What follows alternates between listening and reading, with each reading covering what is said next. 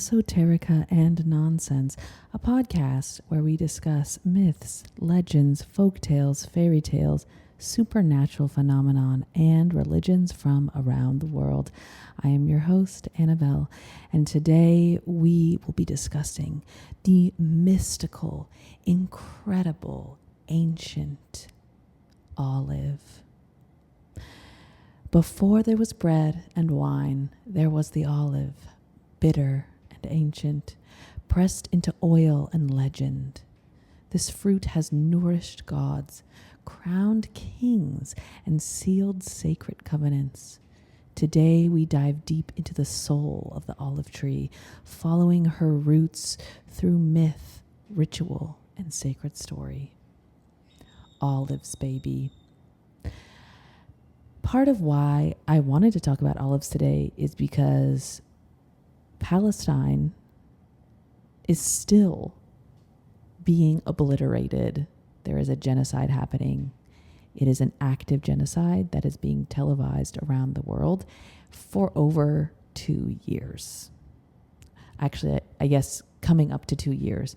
However, the genocide has been happening for many, many years. I'm heartbroken by this, but I think even more than heartbroken, I'm embarrassed on behalf of the human race. How can we teach our children to share and to be kind and to do unto others as we would want done unto us? How can we teach our children that violence is not acceptable when adults are actively consenting in murder en masse? It's embarrassing and it's unacceptable. What hurts the most is knowing that it's happening, and as an everyday average person, feeling like nothing I can do will be enough. And so this is really my petition to all human beings on the planet, all living things on the planet, for us to change how we show up as human beings. In my personal opinion, what matters the most is the health and longevity of our beautiful mother, planet Earth. I personally believe that we should be organizing our societies, our cities, our communities around working symbiotically with nature. Planting trees that work well with the region. With more trees, you get more precipitation. With more precipitation, you get more fresh water. We can build natural irrigation systems with no technology that water our plants. We can have living forests that are like supermarkets. You walk into the forest and you can pick a fruit that is ready to eat. You can pick a vegetable. We don't need to be farming. We can be planting agroforests that take almost little to no maintenance and living simply with the seasons. We can be relaxing, enjoying the seasons changing, and enjoying watching the young babies become children, and watching those children become adults, and watching those adults become elders, and thus the cycle continues. That's why we must shout out indigenous cultures. Obviously, the indigenous cultures of the Americas were light years ahead of the Europeans. But let us not forget that the Europeans had indigenous cultures years ago. They had ancestors that lived with the changing of seasons, that were worshiping trees, talking to the plants, talking to the animals. There are indigenous cultures in every aspect of the world, in every nook and cranny of the world, that at one point were communicating with nature. And it is an ability that lives within us all. And so I am asking the human race, every single human being, what if all of us woke up the next morning and just decided to put our energy into living peacefully with planet Earth? What if we put all of our energy and creativity into just planting trees and plants strategically and allowing them to do their thing, and we can sit back and relax? And minimum, we can stop murdering each other. How about that?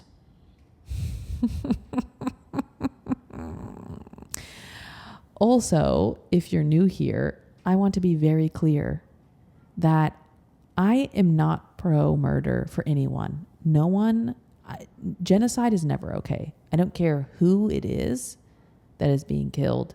I don't care who it is that's doing the killing. There's never an excuse. Genocide is not okay, point blank, period. If that's not okay with you, you can move along. You can leave, Napoleon. So without further ado, let's talk about olives, the ancient gift of the ancestors, the fruit of the ancient world, the botanical wonder boy, the olive. So obviously, when you think of an olive, I think when we all think of olives, we see common ideas, right? We have this idea of the olive branch, which is a peace offering, or even a dove holding an olive branch. Olive trees are kind of like an unspoken symbol of resilience, of peace, divine blessing, immortality, and victory. Also, olive oil is often a symbol of purification, consecration, sacred nourishment, and light. And obviously, these social understandings of olives have incredibly ancient roots. And it's fascinating how such ancient beliefs about any single thing can carry gravity into our modern world, even without hands-on knowledge or practice. So what I'm going to share with you today is going to blow your little mind, because let me tell you, there's so much about olives that I did not know. Perhaps you did know. Perhaps you know more than me. And if you did, please email in at esotericanonsense@gmail.com. So olives, as we know them, are a descendant of a wild olive that is known as the oleasters. Oleasters? Yes, let's say oleasters. So this is like the grandparent of the olive. And they were first recorded to be gathered by humans as early as 8,000 BC. Let that sink in.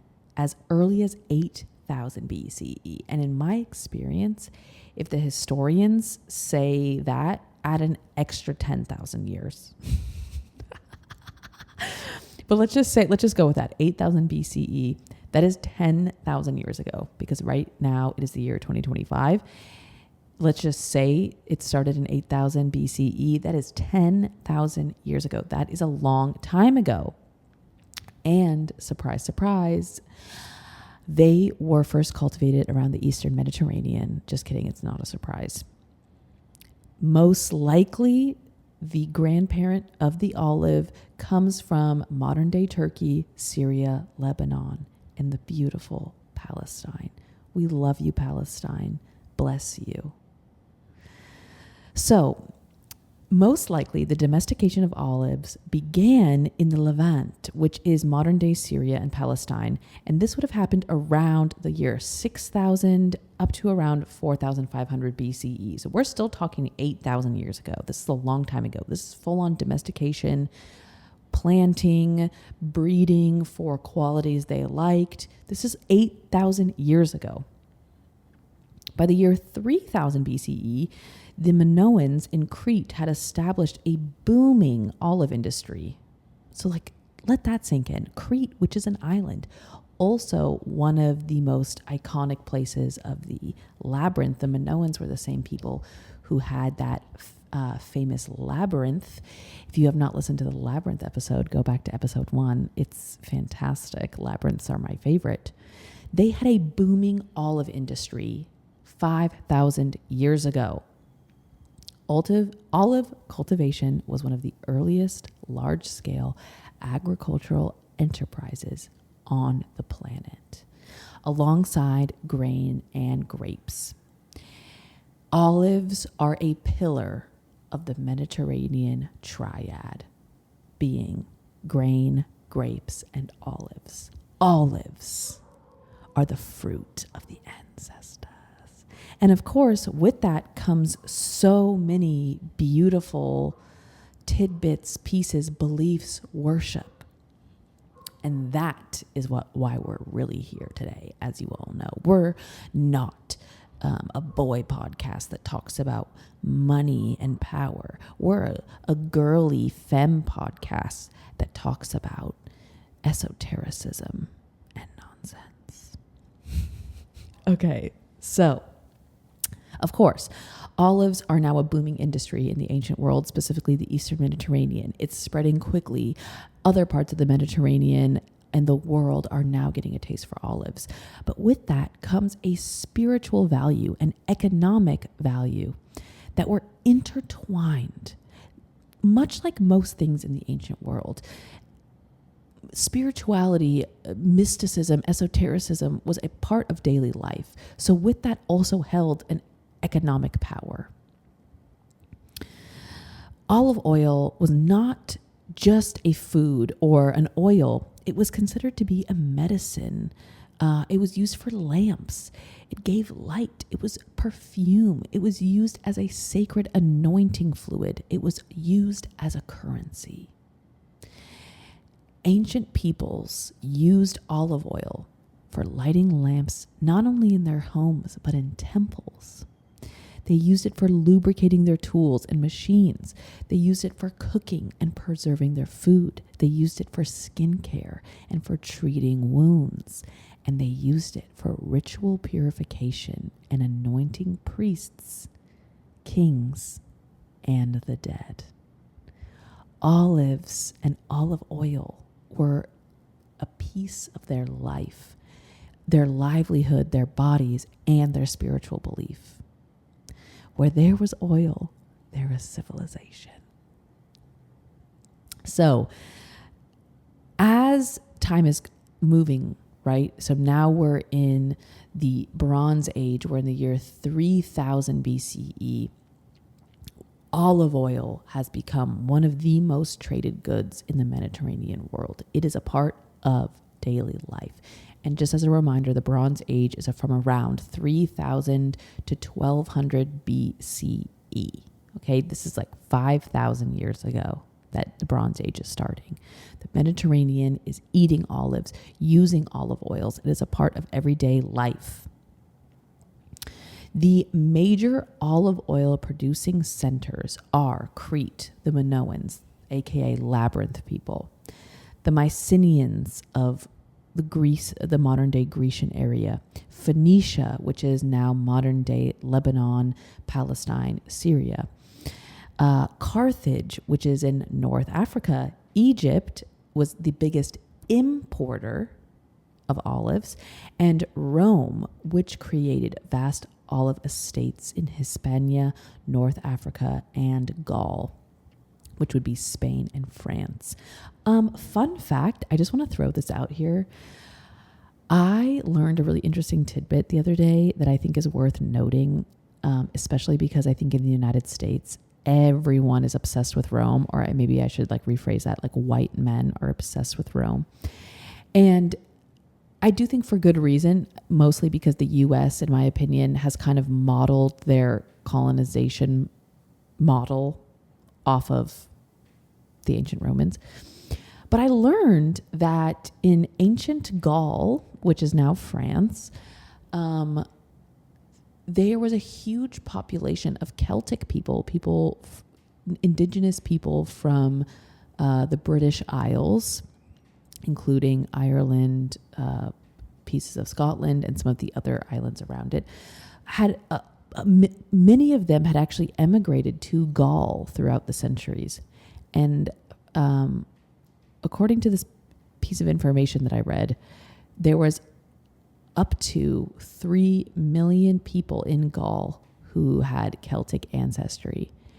And during the time of Julius Caesar, he invaded Gaul, murdered 1 million of those, enslaved another million, and left the other million there to live on their land, which had been burned to the ground and then colonized.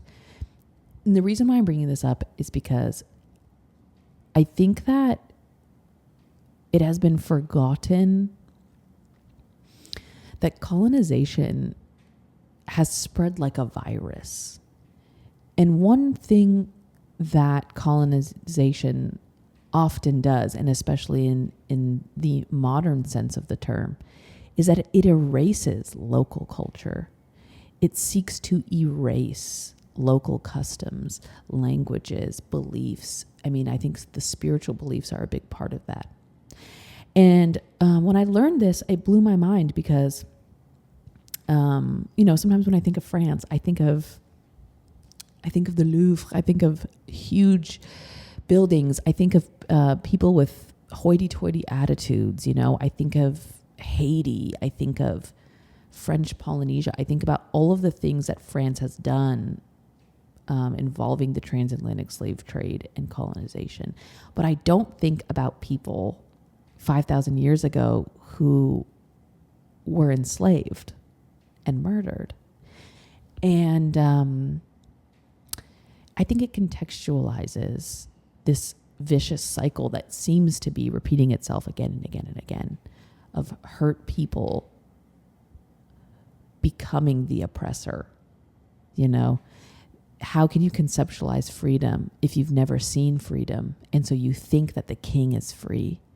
You think that the king is the only person with real freedom. So everyone wishes to be king. But by being king, you become someone who profits from genocide, someone who profits from enslavement, someone who profits from killing the earth. And in my mind, that isn't freedom at all. In my mind, freedom is waking up with nothing expected of you and choosing what you want to do with that day.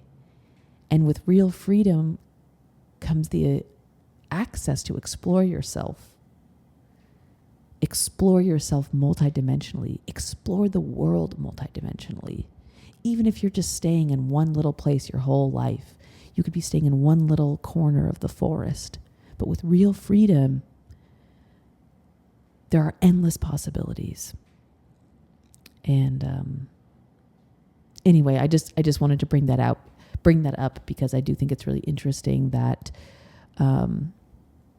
Rome colonized Spain and France and used them as places to grow olives. That's what we call monoculture. And interestingly enough, Spain, Portugal, and France, and of course England has done the same. They have colonized so many parts of the world and used them for monoculture and extracting resources. Isn't that funny? Let's take a little break. Hey, little Pepper. This is Annabelle here, reporting live from Pepper World HQ. If you enjoy the podcast, it would help so much if you could follow me. You could write a comment, give me 5 stars perhaps. Also, I would love to hear from you. Email in at esotericanonnonsense@gmail.com. I'd love to hear about your stories. I'd love to hear about suggestions. I would love to hear about any kind of weird, freaky thing that comes to your mind. Also, if you would like to support my podcast, you can follow me on Patreon. It's Patreon.com/esotericanonnonsense. I will also have a YouTube page coming at you so soon. And I also sell merch. You can look up my merch. It's in the show notes for every single episode, as well as the show notes for my show. I appreciate you so much. I made this podcast to connect with cool, freaky people like you. So thank you so much. And we're back. Yes, darling. Okay, so here we are. We're in the ancient world. We're in the Bronze Age. Olives are being grown all around the Mediterranean. Everyone's eating them. The Egyptians are importing them. Imagine just beautiful, hot women laying on their side and just eating olives in the warm Mediterranean sun. Take me there. On top of that, now olives have become a huge booming industry because of the oil. We talked about it. The olive oil is a huge commodity, especially as the Roman and Byzantine empires are growing. Olive oil is used in oil lamps. So this is light. This is what's kind of extending the productivity of every empire, being able to stay up at night with lanterns, with light, right? So now in the Bronze Age, olives are being heavily taxed and regulated, right? Olives are money. There was these ceramic oil containers known as amphorae, which were marked and tracked like gold. We're talking serial numbers. We're talking tracking numbers. We are talking liquid gold, right? Olive oil is money. And cities and ports were built around the olive trade, such as Pompeii, Carthage, and Athens. In some regions, olive oil was used instead of money to pay taxes and debts. In Rome specifically, control over olive oil production was as crucial as control over grain. Losing access to olive oil could de-establish entire populations. Let that sink in. And of course, this is just the economic significance. And if we know anything about Rome, if they have something regulated and taxed, there's also esoteric power with that object. Whatever is being taxed is also a magical object. And let me remind you that the tree of Delphi is an olive tree. So let's get into the mythical and royal powers of olives and the practices around it, because that's why we're really here. So in the ancient Near East, this would be what we now call the Middle East, olive oil was used to anoint kings and priests. The olive oil itself symbolized divine favor. In the Hebrew Bible, there are passages that speak of kings and prophets being anointed with oil.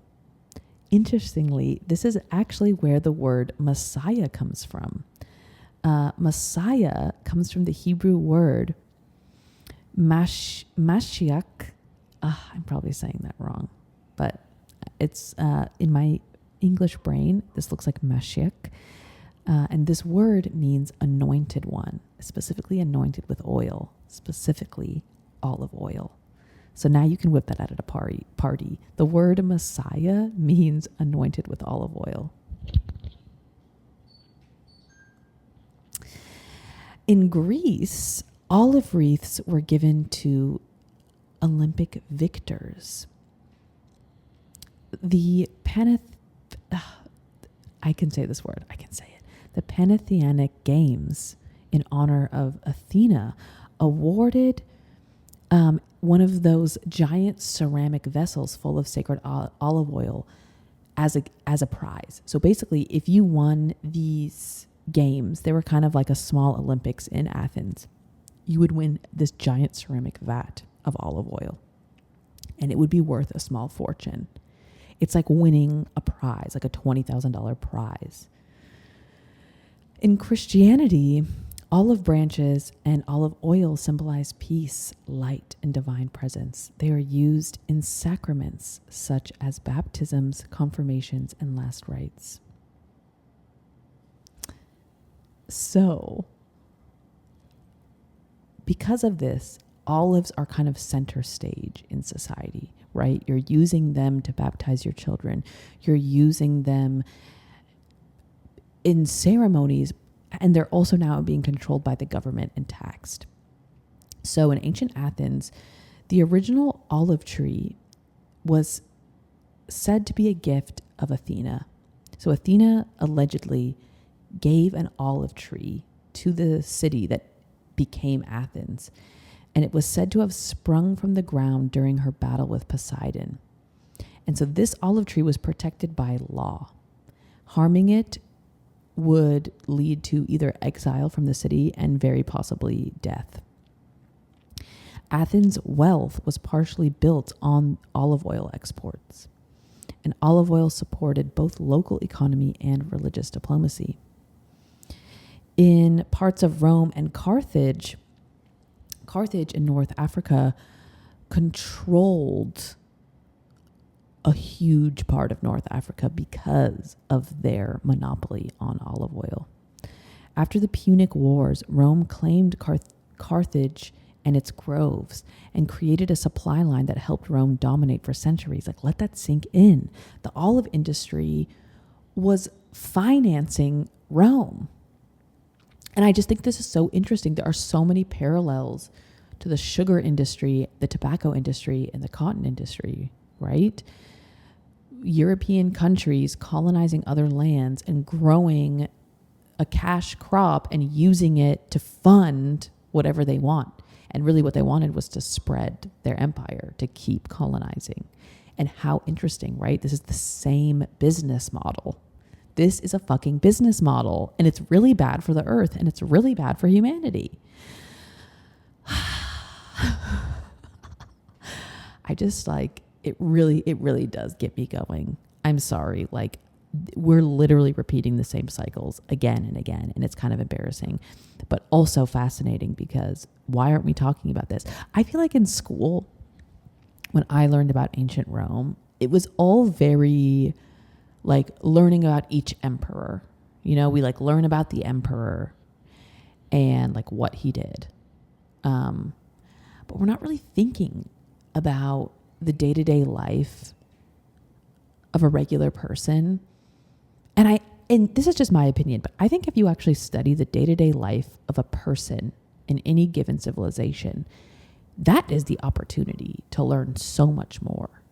You know, for example, what would a regular person in Rome be eating for lunch? And that begs the question, in the city of Rome or in the empire of Rome, because Rome was at a certain point massive.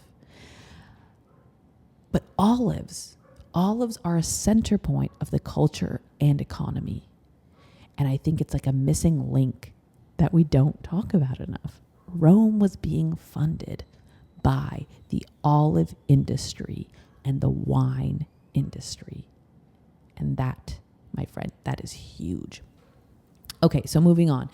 In the Islamic world, the Quran mentions the blessed olive tree. Many Muslim empires cultivated olives widely, especially in Spain, as they eventually, obviously, the Moors colonized Spain, and they used Spain as an olive orchard, essentially. Olive oil was also vital in the Islamic world because it was used in sciences, particularly in creating medicine. And it was used in mysticism during the Islamic Golden Age. It kind of makes me think of like Zoroastrians and ritual rites and healing. Of course, now in the modern day world, olives are still a huge player in the economies of Spain, Italy, Greece, Turkey, Tunisia, Morocco. They are still huge olive producers. And of course, Palestine had some of the oldest living olive trees in the world, and they were destroyed by the IDF using phosphorus bombs. These trees were over 2,000 years old, and they were priceless.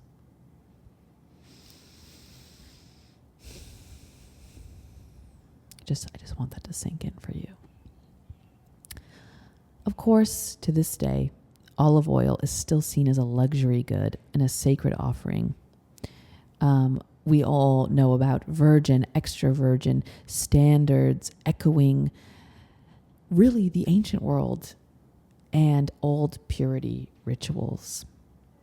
Olive groves are protected as cultural heritage in parts of the Mediterranean, especially trees over 1,000 years old. And sadly, the olive trees in Palestine we did not protect, and they have been destroyed. So for this reason, olives have a multidimensional power and presence. Obviously, there is a political power within olives. Whoever controlled olive oil and olive production controlled lighting, they controlled food, they controlled healing. Obviously, there's also a mystical power. Allegedly, the olive trees were gifts from the gods. They were wept from the goddesses, anointed upon kings. They were even used in sacred rites, from death into birth, war into peace. And then, of course, the economic power. Empires growing from olive production itself. Olives being the lifeblood of trade and commerce. It's crazy. Am I right? It's fucking crazy. Okay, so now let's get deeper. I teased you, and let's really get into the mysticism, baby. So, of course, the myth that we've already touched on is the myth of Athena and the olive tree. Athena and Poseidon competed to be the patron of Athens, and they went through many tasks. They were fighting. They were trying to kill each other. They both wanted to be the patron of Athens. And of course, at this point, it wasn't even called Athens. Athens is named after Athena, so this is an unnamed city. Athena and Poseidon are fighting. Poseidon offers salt water in some versions of the story, or offers a horse to the city. Athena offers an olive tree, and the people of the city chose the olive tree. And because of that, they accepted Athena as their patron goddess and named the city Athens. The olive tree thus became a symbol of wisdom, of civilization, and of feminine creation. Her sacred tree grew on the Acropolis. The olive became central to Athenian economy and worship. Then, of course, over in Rome, there was Pax, there was victory and virginity. There was wreaths that they would make of olive branches that were worn by the victors and emperors. So anytime somebody won a contest or won in the Olympic Games, or an emperor became anointed, they would wear a wreath, a little crown of olive branches. It was also used in religious purification rites and in the lamps of vestal virgins, so of temple girls. They would use the highest grade olive oil in their lamps. Interestingly, there's also a lot of crossover in Judaism and Christianity, but of course, olive oil is used in the anointings of kings and priests, like I mentioned, messiahs in Judaism. And there is a little snippet of Psalm 52:8. I am like a green olive tree in the house of God.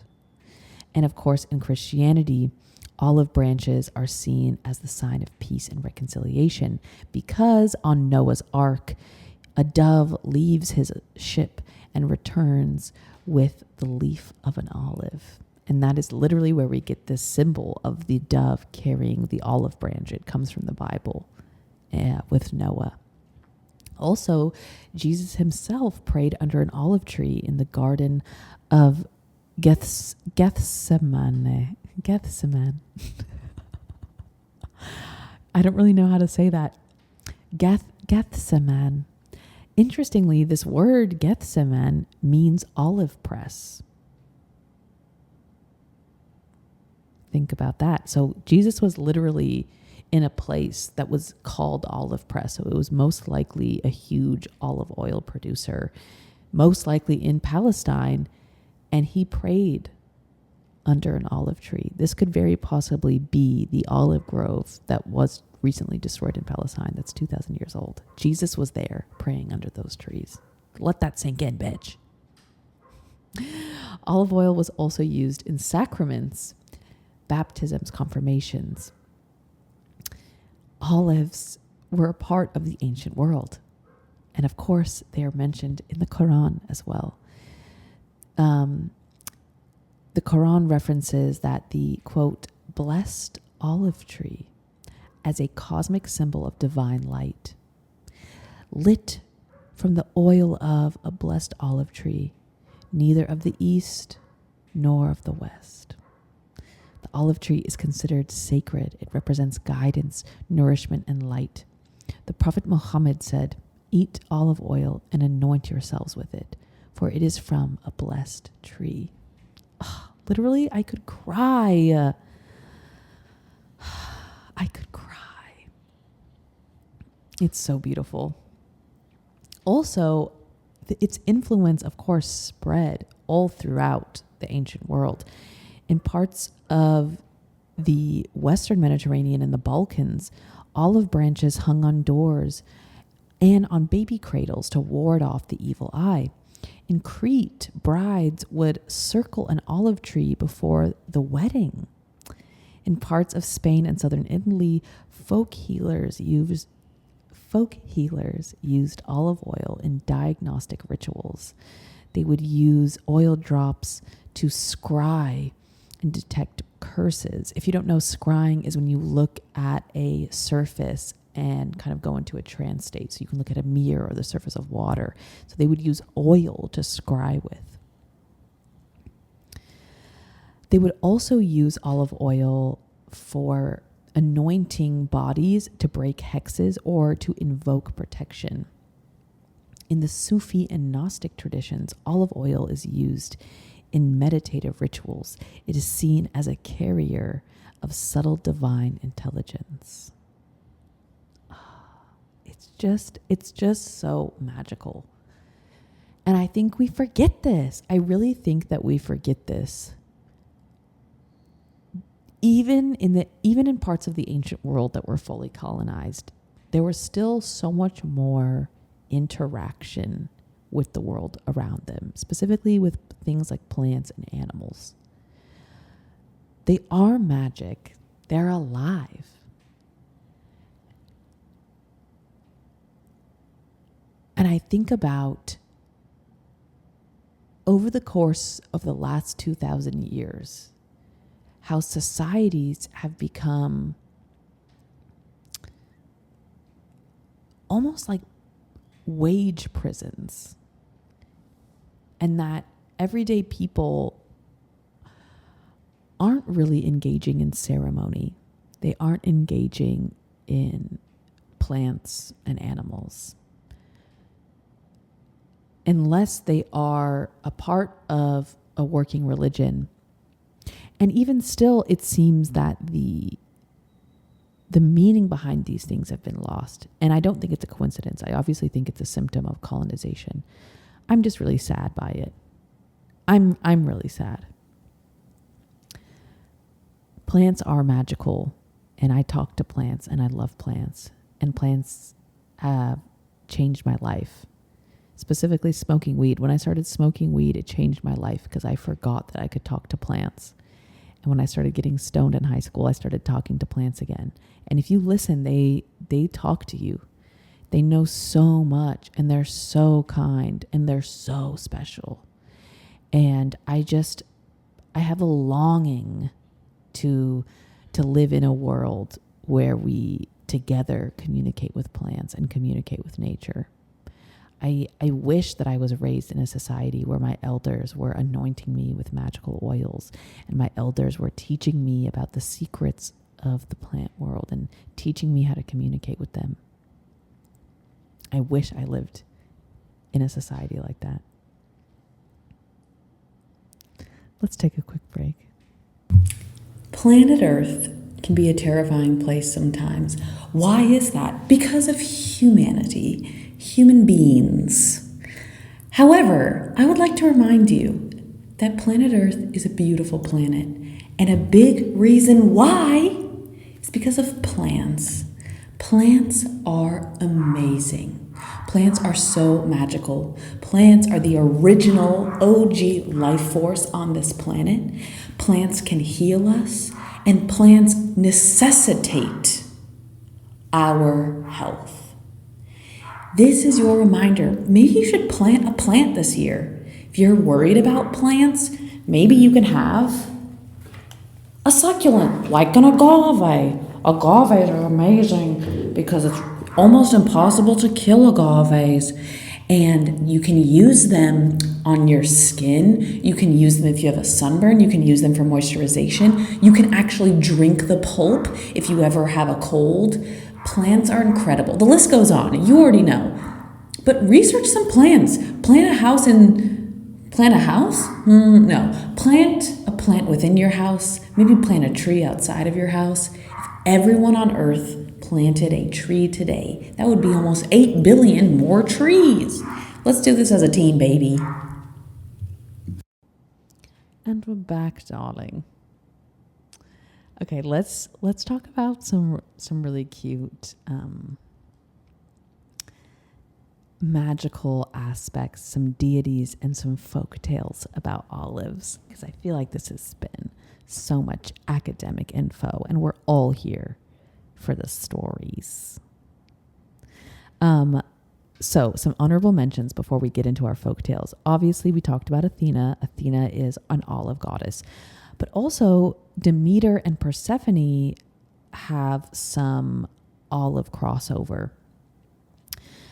Demeter is obviously more associated with grain and being the goddess of the grain harvest. However, during the festivals that people would celebrate for Demeter and Persephone, they would often use olive oil in their anointing rituals, both to burn their lanterns, but also to anoint each other. And olives were a specific part of the Eleusinian Mysteries offering. We did talk about that in a previous episode. I highly recommend you listening to the Persephone episode if you have not. But olives were very present and a part of the offering, and that's worth noting. Also, Minerva, who was a Roman goddess, she was the Roman equivalent of Athena, of course, is depicted with olives as well. And another honorable mention would be Mary, who is known as the mother of Jesus Christ. Mary is sometimes symbolized as an olive tree. She is a symbol of righteousness and of mysticism. And olive oil is used in Marian anointing rituals in certain Catholic traditions. Worth noting. Okay, but now let's get into the meat. This is what we're really here for. So this is a folktale from Greece known as the cursed olive tree.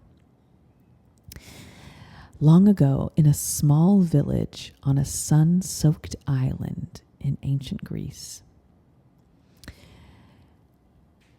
this village was located by the Aegean Sea, and there stood a gnarled, silver-leaved olive tree at the edge of the town square. The elders said that it had been planted by Athena herself. Each year, the villagers held a small festival beneath its shade, lighting oil lamps and offering honeyed bread in gratitude. But one year, a man named Diodorus returned to the village, and embittered by years of misfortune. His crops had failed, and he had grown suspicious of the old ways. He scoffed at the offerings and mocked them in a tree. "This old stump brings no coin, no crop. If the goddess cared, she would have spared my suffering," he spat. One night, drunk on homemade wine and fury, he took his axe and chopped the sacred olive tree down. Stupid boy. The next morning, the townspeople found the tree fallen.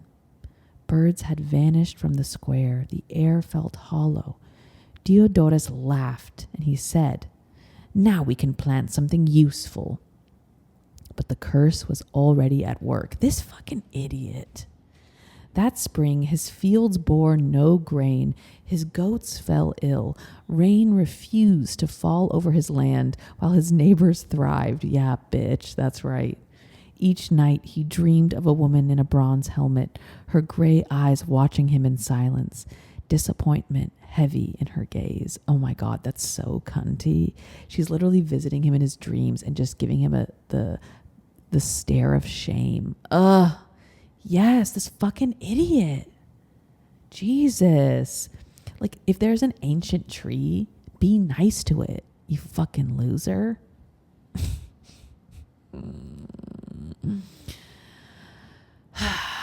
Do you know what this is reminding me of? Like, this is kind of reminding me of the Christmas ritual. Like, yeah, if you haven't listened to the Christmas episode, I highly recommend. But basically, in parts of Europe, they would decorate trees and leave offerings at trees during the darkest time of the year as like a prayer to like bring a meaningful harvest and to bring good luck and to basically like worship the trees, because the trees give life and they give food and they give shelter. And like, how crazy is it that that became a fad? And then like, basically what I'm getting at is like how feminine, how obviously a woman came up with this idea of like leaving offerings at trees and like decorating them and treating them with love. And then only a man could think of turning that into an industry where you chop the fucking tree down to decorate it in your house and then throw the tree away. Like, you know what I mean?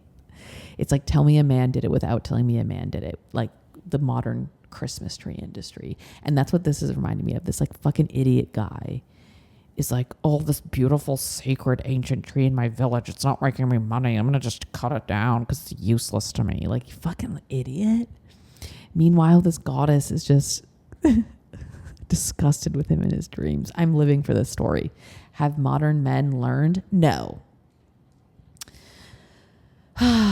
Okay, so now he's being visited in his dreams and he withered like the tree he had destroyed. Yes. Eventually, the man vanished. Some say he wandered into the hills seeking forgiveness. Others say he was turned into stone. The villagers planted a new olive tree in the same spot, and to this day, they say it leaves whisper warnings in the wind. Do not mock the sacred. The old spirits remember, even when we forget. That's right, bitch. Stop killing the olive trees. I don't even want to think about the amount of bad fortune they've amassed by murdering all those olive trees. Jesus! Let's just be nice to the trees. We should be decorating them and telling them we love them and bleeding onto them with our menstrual blood and talking with them, asking what they want. Be nice. It's really not that hard. It's literally so much easier to be kind and love plants. Also, if you listen to them, their advice is really good. It usually has to do with relaxing and focusing more on listening and planting more plants. Have you seen that theory that like plants are actually farming us because we give them carbon dioxide and we fertilize them when we die, and that we're actually basically like, we just spread their seeds and cultivate them, and that's what they want? I should actually do a whole episode. I have a whole crazy like theory about how plants are farming us, so stay tuned. Okay, folktale number 2. This is an Italian folktale called The Olive Girl. Oh my God. Can't wait. I'm an olive girl. I don't know if you're watching this on YouTube, but I am wearing my olive green dress. So I am an olive girl today. This story takes place in southern Italy, in the rural countryside, in a place that cultivated olives. So here we are in the countryside in an ancient olive grove. There once was a farmer named Lupo who lived alone after his wife passed away. Every year he tended his ancient olive grove, but the trees no longer bore fruit. One day, while pruning a knotted old olive tree, he found a strange, shiny olive, unlike any he had seen before. It was large, glistening, and seemed to hum in his palm. He was moved by instinct. He planted it into the soil beneath the tree. Weeks passed, and one morning he returned to the spot and he saw a small girl sitting where the olive had been planted. Her eyes were the color of green gold. Her hair was the shade of olive leaves. Get out of town. This is reminding me of Kaguya. "Who are you?" he said. "I am from the tree," she replied simply. Oh my God, I'm going to cry. He took her in and raised her like his own. She never ate much. She only sipped dew and olive oil. Get out of town. Wherever she walked, trees blossomed. The grove returned to life. I'm in love with her. Oh my God. But she had one condition. No one was to ever try to take her photo or capture her likeness. Years passed and people began to talk. She must be a fairy, they said. Tourists offered Lupo money to see her. One day, a stranger sneaked a photograph. Come on, you fucking bitches. The next morning, she was gone. Yeah, no, come on. In her place, an olive tree stood, its trunk slender and youthful. From its branches hung golden green olives unlike any other. They say her spirit lives in that tree, and that the oil from its fruit can heal broken hearts. Some beings belong to the land. To try to own them is to lose them. That is so true. That is too true. I love the olive girl. I want to be the olive girl. These are so precious, these olive stories. I could cry. Next, we have a Berber legend. The Berbers are from North Africa. This legend is called the Goddess's Tears. Oh my God. I can already tell I'm going to love this story. The olives born of sorrow. This takes place in the Atlas Mountains long, long ago. In the time before time, there was a goddess named Tizlit. Sick. Tizlit. I love that name. Tizlit, who watched over the mountains and the desert people. She walked among them unseen, blessing the herders and singing to the stars. But, alas, war came. Tribes turned against each other and blood soaked the earth. Tizlit was heartbroken. She stood atop the highest mountain and she wept. Her tears fell onto the rocky soil, and from each tear a small dark fruit sprang. The people, desperate and starving, saw these fruits and ate them, though they were very bitter. Then one night an old woman dreamed of the goddess. "Press the fruit and light it," she told them. She woke. She pressed the olives and placed a drop of oil in a clay lamp. It burned for 7 days and 7 nights. This is sounding a little bit like Hanukkah, baby. She woke, pressed the olives. Oh, I already read that. Oh, pause.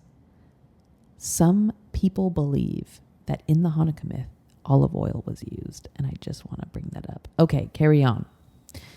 Peace slowly returned to the land. The olive became sacred, a gift born of grief, but transformed into light.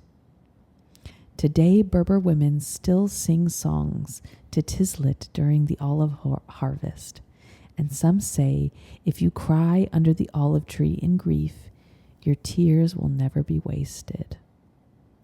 Even in sorrow, when honored, can become a blessing. This is so fresh. I want to grow olive trees. Okay, and lastly, we have a Balkan folk tale. The olive tree that remembered.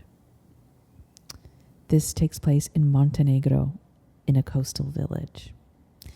There once was a woman named Mila, whose husband was lost at sea. Each day she walked to the ancient olive grove by the cliffs and lit a candle under a tree they had carved their initials into. Years passed and she grew old, but she never stopped visiting the tree. Oh, and she missed her husband who was lost at sea. One winter, she fell ill and could no longer walk. The villagers carried her to the olive grove, and she placed her head on the tree. That night, a great storm struck, but the tree remained standing while the others fell. In the morning, her body was gone. In its place, new branches had grown in the shape of arms, reaching skyward. That spring, the tree bore thousands of olives for the first time in 70 years. They say the tree remembered her love, her ritual, her grief, and gave fruit in return. Trees remember those who love them. They bloom not just with the sun, but with the devotion of its loved ones. I'm telling you, and that's why I'm trying to tell you, love the trees. Love is the most powerful thing. And when you love the trees will bloom extra. We can literally heal the world with love. It sounds like it's corny. It sounds like it's a fantasy, but it's so fucking true. Love is the most powerful spell in existence, people. Come on. Come on. Oh, yeah. Let's take a quick break, baby girl. Hello, traveler. Have you forgotten that you are an incredible, one-of-a-kind pepper? There is no one on planet Earth like you. Do you know how incredible that is? Never forget it. It might take time. It might take practice, but whatever your dreams are, you can attain them. Yes, you can, and you know that it's true. I believe in you. I'm so proud of you. One step at a time, and you're going to make it. And we're back, darling. Let's get into the most exciting of all. Let's talk about the sensual and spicy legacy of olives and olive oil. Yeah, babe, we're going there. This is a shout out to my curious carnal and pervy listeners. I'm just kidding. I don't mean to call you pervy. I'm just reaching out to my sensual and sexual baby girls. Let us talk about olive oil orgies and Greco-Roman body worship. Let's talk about it. Olive oil was the original body gloss, babe. In ancient Greece, especially during festivals like the Dionysia and the Panathenia, young men and women would anoint their bodies with oil before participating in ritual dances, athletic contests, and erotic revels honoring gods such as Dionysus, Aphrodite, and Eros. Yes, people would rub each other down with olive oil and have giant orgies and or have exercising competitions or have a dance party or have all three. I'm telling you. Greek athletes, especially, let's just say nude athletes, they would often compete naked. They would cover themselves in olive oil to show off their physique and to symbolize their divine favor. And after wrestling or racing, they would scrape the olive oil from their body combined with their sweat and dust, and they would put them into little containers, and they called them gloios. And so these athletes would then sell these like little vials of the oil and their sweat and dust and sell them to fans. And they said that this would be a potent love or healing charm. How's that for merch? That's hot.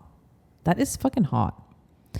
Also, olive oil was considered to be an aphrodisiac, and it was used as a sensual massage oil during basically orgy festivals, and they were dedicated to both Pan and Dionysus. How hot is that? Also, in the secret rites of Bacchus in Rome, known as the Bacchanalia, Participants would be bathed in oil before ecstatic dancing and sometimes orgies. How fun is that? You just get covered in oil and have a dance party and then an orgy like that. This is how it's done, people. This is how it's done. And olive oil is so good for your skin. I'm telling you, like, can we bring this back? Interestingly, olive oil was also a very common funeral rite. It accompanied the dead on their journey across time and space. In Egypt, interestingly, tombs were often found containing olive oil vessels. These would be offerings for the afterlife. The oil was believed to preserve the soul, which they called the ka, and it ensured that the deceased would smell sweet in the afterlife. Also in ancient Greece and Rome, corpses were anointed with olive oil during preparation for burial, symbolizing purification, divine favor, and beauty, even in death. Oil lamps were lit in tombs and kept burning to guide the human soul home. In some funeral games held to honor the dead, winners were awarded olive oil vats. These offerings of the spirit of the deceased. Wait, I'm so sorry. My brain right now. This offering the spirit of the deceased wealth and glory in the next life. So basically you could win olive oil that you would take with you into your afterlife. Also, in Christianity, there is the last rites, also known as the extreme unction, and they would use olive oil to anoint the sick or dying, sealing the soul with divine light. In early Christian catacombs, they contained graffiti of olive branches and olive vessels, which was a prayer for eternal peace. How magical is that? Also, like I mentioned, olive oil has been used for scrying. It has been used to mix with herbs, to create tinctures, candles, to put over doorways, to anoint lovers for love spells. In Sicilian magic, olive oil was rubbed on the skin to invoke love and ward off spirits. It has been used for protection and exorcisms. It's even mentioned in the Bible and the Kabbalah that olive oil was used to cast out demons and to anoint holy warriors and prophets. Moroccan women would soak rose petals and cinnamon bark in olive oil and create love potions and pleasure oils. The oil was warmed and used in sensual massages, and they would prepare the body for ritual sex and fertility rites. Olive oil was not just sensual, it was supernatural, a divine lubricant between worlds. How hot is that? Also worth mentioning that in a lot of Greek and Arab myths, the olive tree was a symbol of love and union. Lovers would often consummate their union under an olive tree, believing that the spirit of the tree would bless their union with fertility. In Sapphic poetry also, the olive grove is a sacred lesbian love site. We love that. Lesbians for olives. In the Song of Songs in the Hebrew Bible, the beloved is described with metaphors of oil and trees. Quote, "Your name is like perfume poured out. Your body is a garden of pomegranates and olive shoots." Kill me. That is so beautiful. In both Lebanon and Palestine, there's folklore that says couples married under ancient olive trees would stay bound for 7 generations. That's so beautiful. It's also interesting to note that the olive pit is seen as a symbol of a womb or a vaginal symbol. And the oil is often seen in its viscous, golden, and slow-moving state It's seen as sexual fluid, like quite literally a symbol of sexual fluids, and compared to sexual fluids in the Sufi, Gnostic, and Tantric traditions. The pressing of olives became symbolic of divine ecstasy through pressure and surrender, the metaphor of love, labor, transformation, fertility. Olives have had a huge impact on human culture. And though today we may not think about them or be using them, it is important to note how big of an impact that olives have had on human culture. The fact that even now you can look at a symbol of an olive branch and know that it means peace. You can see a white dove carrying an olive branch, and these seem to just be symbols that we all know. And they come from rituals and beliefs that are 10,000 years old. Olives helped shape the modern world. Olives are an integral part of our human history, and they are magical, they are medicinal, and they are special. And let us not forget that there are still olive trees alive right now that are thousands of years old, and they are worth saving. Let's not be like that idiot in that one story who chopped down ancient olive trees. We're doing it around the world. We're chopping down ancient trees and not thinking about it. Sometimes because we're just being silly and negligent, and sometimes it's out of hatred. It's unacceptable. Let's start planting trees. Let's start protecting trees. Let us go back into union of communicating with the plants and animals, enjoying the plants and animals, worshiping the plants and animals. This is a magical paradise planet. We have everything we need here. We need to get over ourselves. We need to end human on human violence and enjoy the beautiful paradise that is planet Earth. Olives are magical. You are magical. We can do this.